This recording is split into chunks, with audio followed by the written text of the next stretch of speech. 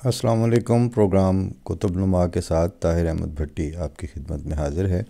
सिलसिला चल रहा था बाउंड्री कमीशन के हवाले से चौधरी ज़फ़रुल्लाह खान साहब की ज़ात गिरामी पर जो वक्तन फ़वक्तन मुख्तलिफ़ किस्म के झूठ पर मबनी और तअस्सुब पर मबनी एतराज़ात और इल्ज़ामात का सिलसिला पाकिस्तान में आप सूडो हिस्टोरियंस और सूडो इंटेलेक्चुअल्स से सुनते रहते हैं।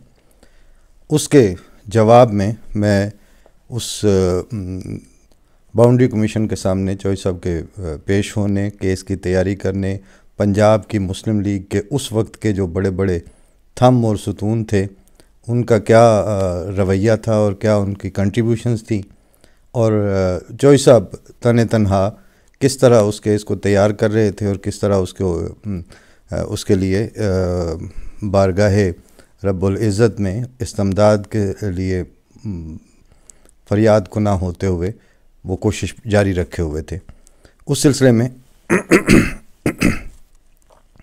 मैंने इख्तिताम यहाँ पे किया था कि आखिर पे उन्होंने अल्लाह ताला से दुआ करके तो काम शुरू किया, और कायद-ए-आज़म जो कि वहाँ लाहौर में मौजूद नहीं थे, इसलिए उन्होंने कहा कि मैं अब उनको फ़ोन करके बताऊँ तो ये ऐसी इतलात और ऐसा मशवरा टेलीफ़ोन पर गैर मुनासिब होगा, और दूसरे उसका फ़ायदा कोई नहीं होगा सिवाय इसके कि वो एक शिकायत और शिकवे का रंग रखता हो। उसके बाद आगे मैं वहीं से सुनाता हूँ। मैं नमाज से फ़ारिग हुआ तो मालूम हुआ कि ख्वाजा अब्दुल रहीम साहब तशरीफ़ लाए हैं। ख्वाजा साहब उन दिनों कमिश्नर रावलपिंडी थे, लेकिन लाहौर में पनाह गुज़ीनों के इस्तकबाल और उनकी खबरगिरी का इंसराम उनके सुपुर्द था। उनका दफ्तर मेरी क़यामगाह के मुकाबिल वाले बंगले के अहाते में 2 खैमों में था। ख्वाजा साहब ने फरमाया कि तुम्हारा वक्त बहुत कीमती है, मैं ज़्यादा वक्त नहीं लेना चाहता, मैं कुछ कागजात लाया हूँ। मैंने अपने तौर पर सरकारी रिकॉर्ड से पंजाब के देहात, थाना जात, तहसीलात और अज़ला की फ़िरका वाराना आबादी के एदाद व शुमार जमा कराए हैं। ये सारे सूबे की आबादी के नक्शा जात हैं। मुमकिन है तुम्हें केस की तैयारी में इनसे कुछ मदद मिल सके। इसके अलावा केस के सिलसिले में अगर तुम्हें किसी किस्म की मदद की ज़रूरत हो तो मैं हाज़िर हूँ। मेरा दफ्तर सामने ही है और ये मेरा टेलीफ़ोन नंबर है। मैंने ख्वाजा साहब का तहे दिल से शुक्रिया अदा किया। वो तशरीफ़ ले गए। मेरा दिल अल्लाह ताला के शुक्र से लबरेज़ हो गया। मैंने महसूस किया कि उस कादिर और रहीम ने मेरी मुज़तरबाना दुआ के जवाब में इस कदर जल्द मेरी बेकसी पर रहम की नज़र डाली और अपनी तरफ से ज़रूरी मालूमात का एक बेबहा ख़जाना मुझे अता फ़रमाया। मेरी ढारसबंदी कि जिस कादिर हस्ती ने चंद लम्हों के अंदर गैब से इस कदर कीमती मवाद मुझे अता फ़रमाया है जिसके बगैर मैं एक कदम भी नहीं उठा सकता था, वो ज़रूर बाकी मराहिल में भी मेरी दस्तगीरी फ़रमाएगा और अपनी रहमत से मुझे फ़हम और तौफ़ीक अता फ़रमाएगा। ख्वाजा साहब के रुखसत हो जाने के बाद 4 वकला साहिबान तशरीफ़ लाए। साहिबजादा नवाज़िश अली साहब मरहूम और शेख निसार अहमद साहब मोंटगोमरी से, सैयद मोहम्मद शाह साहब मरहूम पाकपटन से और चौधरी अली अकबर साहब होशियारपुर से। चारों ने फरमाया हम तुम्हारे साथ शरीक कार होना चाहते हैं, जो खिदमत चाहो हमसे ले लो। अल्लाह ताला का ये मज़ीद फ़ज़ल हुआ कि उसने 4 बाइखलास और मुस्तैद काम करने वालों के दिल में तहरीक की कि वो मेरे साथ आकर शामिल हो जाएं और मेरे मुशीर और मुआवन हों। लाहौर के वकला में से अहमद सईद करमानी साहब वक्तन फ़वक्तन तशरीफ़ लाते रहे और जिस काम के लिए उनकी खिदमत में गुजारिश की जाती है उसकी तरफ तवज्जो फरमाते रहे। अल्लाह ताला उन सब को दुनिया और आखिरत में अपनी रहमत से वाफिर हिस्सा अता फ़रमाए। मेरे चारों रफ़क़ाए कार ने नहायत मेहनत, मुस्तअद्दी और जानफशानी के साथ दिन रात मेरे साथ काम में ताअमुन किया। हर किस्म की तकलीफ़ बर्दाश्त की, लेकिन कभी हरफ़ शिकायत ज़ुबान पर ना आया, ना माथे पर शिकन। सारा वक्त पूरी बशाशत के साथ मसरूफ़ कार रहे। हर मरहले पर उनका मशवरा मेरे लिए हौसला बढ़ाने का मौजिब हुआ। फ़जज़ाहुमुल्लाहु अहसनुल जज़ा। चौधरी अली अकबर साहब के सपुर्द आबादी के अदाद व शुमार की तस्दीक और ज़रूरी मालूमात का बहम पहुँचाना था। उन्होंने अपने फ़राइज़ को बड़ी मुस्तअद्दी से निभाया, अगरचे उन्हें इनकी सरअंजाम दही में बहुत दौड़ धूप करनी पड़ी। जुलाई के महीने में लाहौर का मौसम सख्त गर्म होता है, लेकिन गर्मी की शिद्दत चौधरी साहब के रास्ते में किसी किस्म की रोक पैदा ना कर सकी। वो तकान से चूर आते और अपने काम की रिपोर्ट सुनाकर वहीं फ़र्श पर ही दराज हो जाते और कुछ देर आराम कर लेते। कमीशन के रूबरू बहस के दौरान में जब भी कभी आबादी के आदाद शुमार के मुतालिक फ़रीक़ैन के दरमियान इख्तलाफ पैदा होता तो एक साहब फ़रीक़ मुखालिफ की तरफ से और चौधरी साहब हमारी तरफ से नामज़द किए जाते कि दफ्तर आबादी में जाकर मुतनाज़ा आदाद शुमार की तस्दीक करें। बफ़ज़लिल्लाह हर बार हमारे पेश करदा आदाद शुमार की तस्दीक होती, जिससे ये भी साबित हुआ कि ख्वाजा अब्दुल रहीम साहब ने जो नक्शाजात हमें इनायत फरमाए थे वो बहुत मेहनत और तवज्जो से तैयार किए गए थे। ख्वाजा साहब के तशरीफ़ ले जाने और वकला साहिबान की तशरीफ़ आवरी के बाद हमने पहला काम ये किया कि तरीक़ा तक़सीम के मुतालिक सरकारी बयान का मुताला किया और उसके तज्ज़िया से हम इस नतीजे पर पहुँचे कि सरकारी बयान में मुल्हिका अक्सरियत के इलाक़ों की जो इस्तिलाह बनाई गई थी उसकी तशख़ीस के लिए यूनिट का तजवीज़ करना लाजमी है। गांव तो अमलन ऐसा यूनिट बन नहीं सकता, क्योंकि बाज़ इलाक़ों में अगर एक गांव में मुस्लिम अक्सरियत थी तो साथ वाले गांव में गैर मुस्लिम अक्सरियत थी, लिहाजा गांव को यूनिट करार देकर कोई माकूल हदबंदी तजवीज़ नहीं हो सकती थी। थाने को अगर यूनिट तजवीज़ किया जाता तो उस सूरत में भी अक्सर जगह वही मुश्किल दरपेश थी। यूनिट मुकर्रर करने के लिए इंतखाब दरअसल तहसील और ज़िले के दरमियान था। गो हमने ये भी तय किया कि बहस के दौरान में हमारी तरफ से कमिश्नरी और दुआबों को यूनिट मुकर्रर करने की तरफ भी इशारा कर दिया जाए। इन दिनों सूबे भर के अखबारात में मुल्हिका अक्सरियत के इलाक़ों पर बहस हो रही थी। मुसलमानों की तरफ से लुधियाना तक का इलाका मुस्लिम अक्सरियत का इलाका बताया जाता था और गैर मुस्लिमों की तरफ से कहा जा रहा था कि जेहलम तक का इलाका गैर मुस्लिम अक्सरियत का इलाका है। यानी जिसके मुंह में फिर जो आता है सारे धड़ा कुट रहे थे अपना अपना। तो इन चीज़ों पर भी नज़र थी। साथ साथ आर्जी इंतज़ामी तकसीम में रावलपिंडी, मुल्तान और लाहौर डिवीज़न के जुमला अजला माँ सिवाय कांगड़ा मगरबी पंजाब में शामिल किए गए थे। अगर हमारी तरफ से ज़िले को यूनिट करार दिए जाने का मुतालबा किया जाता तो अजला में से अमृतसर को तर्क करना पड़ता।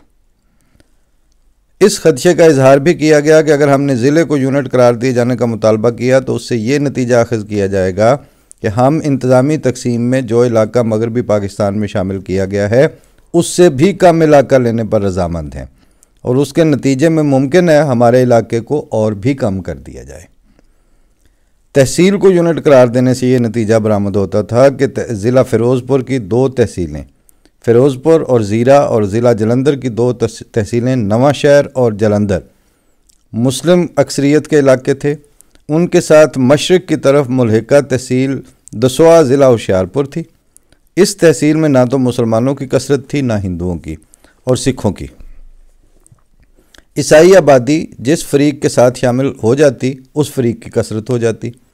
इस तहसील के ईसाइयों की तरफ से सर सिरिल रेडक्लिफ की खिदमत में महज़रनामा अरसाल किया गया था कि हमें मुसलमानों के साथ शुमार किया जाए। ये जिन ईसाइयों के आज जगह जगह घर जलाए जा रहे हैं और उनकी इबादत गाहें और चर्च में इस्तेमाल हो रहे हैं, उस ज़माने में उस तहसील के ईसाइयों ने पूरा महज़रनामा लिख कर बाउंड्री कमीशन को दे दिया था कि हमें मुसलमानों के साथ शुमार किया जाए। लिहाजा तहसील को यूनिट करार दिए जाने से फ़िरोज़पुर, ज़ीरा, नवां शहर, जालंधर और ईसाइयों के शामिल होने से दसवा 5 तहसीलें मुस्लिम अक्सरियत के इलाके शुमार होती। रियासत कपूरथला में भी मुसलमानों की कसरत थी, वो भी इन तहसीलों से मुल्हिक इलाका था। ज़िला अमृतसर में अजनाला तहसील में मुसलमानों की कसरत थी और अमृतसर और तरन तारन में गैर मुस्लिमों की। लेकिन अगर फ़िरोज़पुर, ज़ीरा, नवां शहर, जालंधर और कपूरथला पाकिस्तान में शामिल किए जाते तो अमृतसर और तरन तारन गैर मुस्लिम अक्सरियत के इलाके मुल्हिक इलाके न रहते, क्योंकि वो चारों तरफ से मुस्लिम अक्सरियत के इलाकों से घिरे हुए थे। इन सिचुएशंस पे किसी की कोई नज़र नहीं है, सिर्फ मुंह और ज़ुबानें छोड़ी हुई हैं बातें करने के लिए। ज़िला गुरदासपुर में बटाला, गुरदासपुर और शकरगढ़ की तहसीलों में अक्सरियत मुसलमानों की थी और तहसील पठानकोट में गैर मुस्लिमों की। और ये तहसील कांगड़ा ज़िला होशियारपुर से मुल्हिक भी थी, जो गैर मुस्लिम अक्सरियत के अजला थे। पूरे गौर खौज के बाद हम सब का मिलान इसी तरफ हुआ कि तहसील को यूनिट करार दिए जाने पर जोर दिया जाए, लेकिन इस बात का फ़ैसला हम अपने मिलान की बिना पर नहीं कर सकते थे। हम मुस्लिम लीग की तरफ से वकील के तौर पर मुस्लिम लीग का केस तैयार कर रहे थे। लीग की तरफ से क्या केस पेश किया जाएगा, इसका फ़ैसला करना मुस्लिम लीग के इख्तियार में था। पंजाब में मुस्लिम लीग के सदर नवाब साहब ममदोट थे, उनसे इस्तिस्वाब ला हासिल था। वो अपनी रिवायती तवाज़ो और इनकिसारी की वजह से ख़ुद कोई फ़ैसला फरमाते ही नहीं थे। ये चौधरी साहब ने नवाब इफ्तिखार हुसैन ममदोट की परले दर्जे की नाअहली और तसाहुल और सुस्ती और मामलात को उनका जो ड्यू रिगार्ड और उनकी तरजीह में शामिल रखना है, इस पहलू तही और इस मुजरिमाना गफलत के लिए इंतहाई नरम और मुहज़्ज़ब अल्फाज इस्तेमाल करते हुए लिखा है कि नवाब साहब से इसमें इस्तिस्वाब ला हासिल था, क्योंकि वो अपनी रिवायती तवाज़ो और इनकिसार की वजह से ख़ुद कोई फ़ैसला फरमाते ही नहीं थे, और चूँकि हर अमर में अपने करीबी मुशीरान की राय को कबूल फरमाते थे, इसलिए तफासील पर गौर करने बल्कि तफासील का इल्म हासिल करने से भी परहेज़ करते थे। ये करता धरता जो हैं उनका रवैया है। उन अय्याम में उनके करीब तरीन मुशीरान मियाँ मुमताज़ मोहम्मद ख़ान साहब दौलताना और सरदार शौकत हयात ख़ान साहब ही थे। सरदार साहब की तबीयत अलील थी। मियाँ साहब की खिदमत में मैंने गुजारिश की, मियाँ मुमताज़ मोहम्मद ख़ान दौलताना, कि तहरीरी बयान तैयार करने के लिए इस अमर का फ़ैसला ज़रूरी है कि मुल्हिका अक्सरियत के इलाक़ों की तशख़ीस के लिए हमारी तरफ से कौन सा यूनिट इख्तियार करने पर ज़ोर दिया जाए। उन्होंने फरमाया, इस बात को तुमसे बेहतर कौन समझ सकता है। जो तजवीज़ तुम करोगे वही बेहतर होगी। जब पंजाब के मुस्लिम लीग के पावे ये कह रहे थे उस वक्त, आज मुलवानों के कहने पे आप लोग तारीख को मसख करने पे क्यों उतरे हुए हैं? जो तजवीज़ तुम करोगे वही बेहतर होगी। मैंने कहा यह फ़ैसला लीग की तरफ से होना चाहिए, मैं तो एक फ़र्द वाहिद हूँ। देख लीजिए किस बारीकी में वो उनकी तरफ उनकी कोर्ट में बाल फेंक रहे हैं चौधरी ज़फ़रुल्लाह खान साहब। मैं तो एक फ़र्द वाहिद हूँ और मेरी हैसियत भी एक वकील की है। मुझे जो हिदायत लीग की तरफ से दी जाएंगी मुझे उनकी पाबंदी करनी होगी। मियाँ साहब ने मेरी राय दरियाफ़्त की। मैंने मुख्तसर तौर पर अपना और अपने रुफ़क़ाए कार का, यानी सिर्फ अकेले का नहीं, जो साथ थे बाकी, उनका रुझान बयान कर दिया। मियाँ साहब ने फरमाया, तो बस यही ठीक है, इससे बेहतर और क्या हो सकता है। तकसीम के बाद किस्म किस्म की क़यास आराइयाँ की गई हैं जिनकी बुनियाद किसी हकीकत पर नहीं। कहा गया है कि चूँकि नवाब साहब ममदोट की ख़ानदानी जागीर का बेशतर हिस्सा तहसीलवार बंटवारे में पाकिस्तान में शामिल किए जाने की उम्मीद की जा सकती थी, इसलिए उन्होंने तहसीलवार बंटवारे पर ज़ोर दिया। ये एक बिल्कुल बेबुनियाद इत्तहाम है। मेरी दानिश में नवाब साहब इन तफासील से बिल्कुल नावाकिफ़ थे, और अगर वाकिफ़ थे भी तो ये वाक़या है कि इस बारे में उनकी तरफ से मुझे एक लफ्ज़ भी नहीं कहा गया। ना मैंने उनसे दरियाफ़्त किया, ना उन्होंने ख़ुद कुछ सराहतन या इशारतन फरमाया। चौधरी साहब दूसरों पर इल्ज़ामात को धो रहे हैं। ये जो वक्त आना था कि जिस वक्त हर एरे गहरे ने ज़ुबान दराज़ी करनी थी चौधरी साहब के लिए, और किसी को ज़रूरत नहीं होनी थी कि वो खड़ा होकर उनके लिए भी मुंह खोले और बयान करे कि ये बंदा जो था उसने इस मेहनत और इस प्रोसेस से गुजर के ये केस और ये मुकदमा लड़ा था, कायदे आज़म के कहने पे लड़ा था। पंजाब की मुस्लिम लीग उनके सामने एक मफलूज लीडरशिप के तौर पर मौजूद तो थी, इधर उधर कर कुछ नहीं रही थी। अभी आगे तफासील मज़ीद भी आ रही हैं।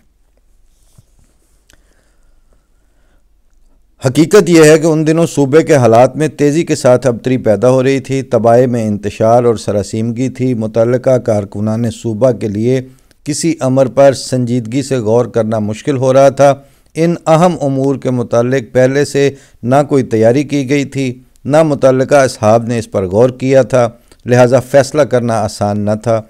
बाद में पैदा होने वाले हालात अभी पर्दा गैब में थे और इस वक्त इनके मुतालिक सही अंदाज़ा मुमकिन न था। आज जो अबुल हकम होने के मुद्दई हैं, जो ज़फ़रुल्लाह खान साहब के अल्फाज हैं कि आज जो अबुल हकम होने के मुद्दई हैं, या अबुल हिकम होगा, बाद में कहीं से फिर मैसेजेस ना आ जाएं, तो मैंने हकम और हिकम में मुझे नहीं इस वक्त पता कि मुझे दुरुस्त इसको अबुल हिकम पढ़ना है, हिकमत का बाप या फैसला साजी का बाप।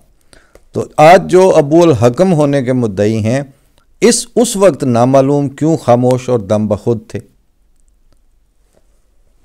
मैं अपने रफ़क़ाए कार के साथ तादेर मशवरे और तैयारी में मसरूफ़ रहा। उनके तशरीफ़ ले जाने के बाद भी खाने और नमाज से फ़ारिग होकर आदाद शुमार की पड़ताल और सरकारी ऐलान के मुख्तलिफ़ पहलुओं पर गौर करने और तहरीरी बयान के लिए नोट तैयार करने में बहुत सा वक्त सर्फ हुआ।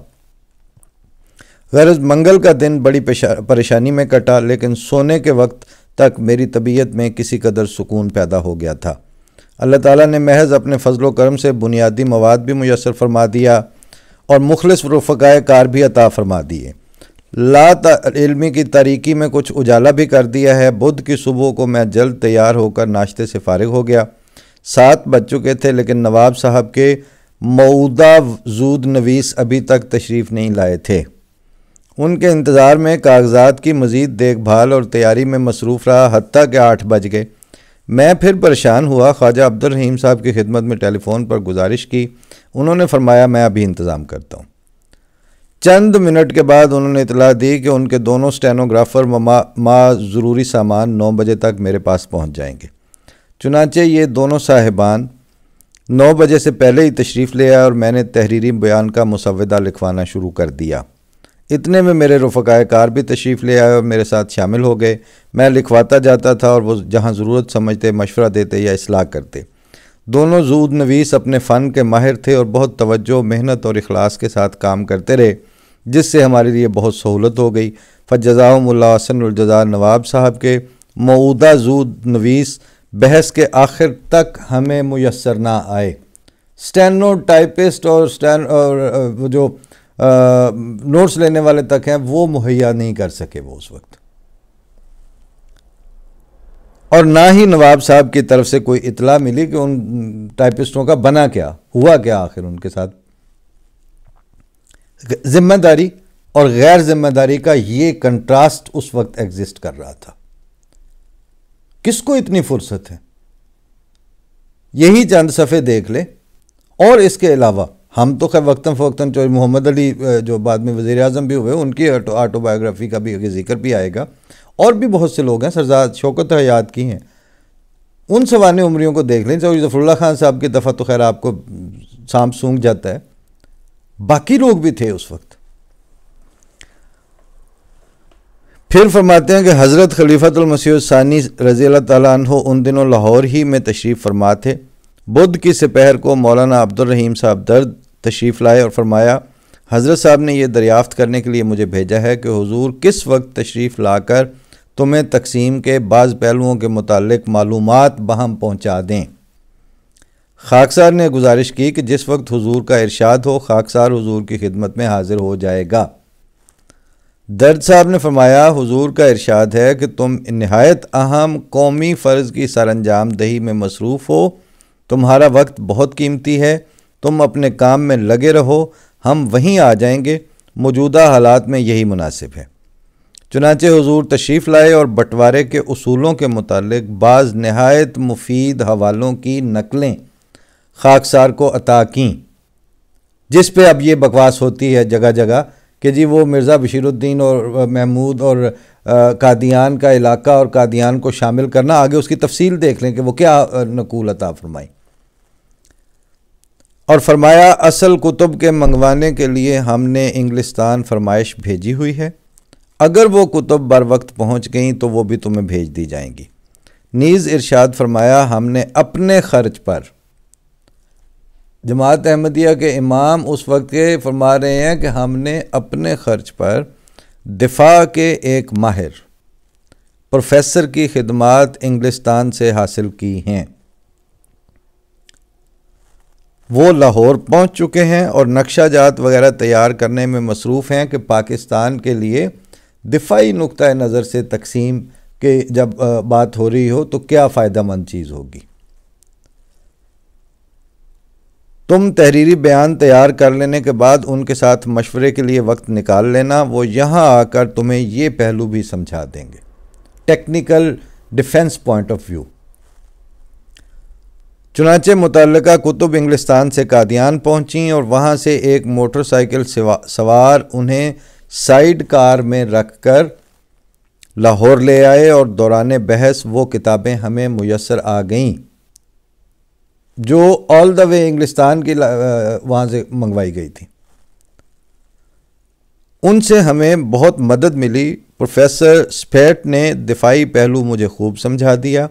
हिंदू फरीक की तरफ से मिस्टर M.L. सितलेवार्ड ने हिंदुस्तान के दिफा की ज़रूरियात के बिना पर बड़े ज़ोर से दरियाए जेलम तक के इलाके का मुतालबा किया, लेकिन मेरी तरफ से प्रोफेसर स्पेट के तैयार करदा नक्शा जात के पेश करने और उनकी अहमियत वाज़े करने के बाद फ़रीक़ मुखालिफ की तरफ से कोई माकूल जवाब इस मौजू पर न दिया गया। बहस के दौरान में हज़रत खलीफतुल मसीह सानी ख़ुद भी इजलास में तशरीफ़ फरमा रहे और दुआ से मदद फरमाते रहे। फ़जज़ाअल्लाहु अहसनुल जज़ा। अब चूँकि वक्त फिर प्रोग्राम का जो है वो 20-21 मिनट से तजावज़ कर गया है और कुतुब नुमा जो है वो 12-14 मिनट तक जो अहबाब सुन लें तो ये उनकी वाक़अतन मेहरबानी होती है। और ऊपर से ये मौजू ऐसा है कि जिसमें मुझे चीज़ें जो हैं वो तारीख़ी माख़ज़ से तलाश करके फिर साथ साथ ऐसे बाज़ जुमले आ जाते हैं, बाज़ ऐसी कंट्रास्टिंग फैक्ट्स सामने आ जाते हैं कि जो आज बात कर रहे हैं उन्होंने ना कभी ख़ुद इन चीज़ों को पढ़ने की जहमत फरमाई, और अगर उनको कोई बता भी दे तो वो उसके ऊपर अहमदिया माख़ज़ ज़फ़रुल्लाह ख़ान के कादियानी ओरिजिन, कादियानियों की रेशा दवानियाँ, इमाम जमात अहमदिया के पाकिस्तान के ख़िलाफ़ साजिशें, ये है उन साजिशों का हाल कि उस वक्त आपके दिफा और वज़ीर दिफा का तो कोई सवाल ही नहीं था। सारी दुनिया उजड़ी और लुटी पिटी हालत में बैठी थी। कायद-ए-आज़म ले रहे थे कटा फटा पाकिस्तान, ये अल्फाज इस्तेमाल हुए हैं उस वक्त के, पढ़ लीजिएगा कहीं से। और कायद-ए-आज़म को इस तरह के सिंगल हैंडेड साथ देने वाले, इस तरह पैरेलल साथ ज़ाती खर्च पर इंग्लिस्तान से किताबें मंगवाने और इंग्लिस्तान के दिफाई डिफेंस एंड स्ट्रेटजिक स्टडीज़ के प्रोफेसर्स की खिदमात को अपने खर्च पर लाहौर मुहैया करवाने के लिए सिर्फ इमाम जमात अहमदिया उस वक्त अवेलेबल थे। इस तरह के खामोश खिदमतगार, और फिर दौरान कार्रवाई अपने ज़ेर लब दुआओं में मसरूफ़ रह के दुआओं से मदद करने वाले। आपकी जो इंतज़ामिया है वो तो ममदोट विलाज और उस वक्त दौलताना, आज तहमीना दौलताना लगी होती हैं, वो अपने बाप की वो बताएं खिदमत, सिवाय पाकिस्तान को पहला मार्शल लॉ देने के मुमताज़ दौलताना ने और क्या किया है पाकिस्तान के साथ। बाकी आप लोगों को मुबारक हो, आप बड़े बड़े ओहदे और बड़ी बड़ी वो सदर फलां तो सदर फलां, सदर पंजाब, सदर पाकिस्तान मुस्लिम लीग, सदर पीपल्स पार्टी, आपको तो सदारतों से फुर्सत नहीं है। काम आपने कब करने हैं और कब किए हैं आज तक। इसलिए आपकी इज्जत अगर कुछ थोड़ी बहुत थी तो वो चुप रहने में थी, मगर आप बक बक करते हैं। आप जिसके ऊपर मर्जी मुंह अपना छोड़ देते हैं और ज़ुबान दराजियाँ शुरू कर देते हैं, चाहे वो इमाम जमात अहमदिया हैं, चाहे वो जमात अहमदिया के दीगर कारकुनान हैं, खिदमत गुजार हैं। तो फिर तारीख़ तो ये है, आपके आबाओ अजदाद का तो ये सिचुएशन है। बताएं उस वक्त कौन था जो दिफाई नुक्ता नज़र से पाकिस्तान की तकसीम के लिए प्रैक्टिकल और टेंजिबल मालूमात, किताबों और प्रोफेसर्स की सपोर्ट के साथ उस वक्त बाउंड्री कमीशन के पाकिस्तान के जो वकालत करने वाले थे उनको कौन पेश कर रहा था। कोई जिक्र ही नहीं है, कोई बात ही नहीं है। आप लोग इतने नंगे झूठ ना बोला करें कि फिर आपको जवाबन हमें नंगा करके दिखाना पड़े कि आप क्या थे और आपके आबाओ अजदाद क्या कर रहे थे।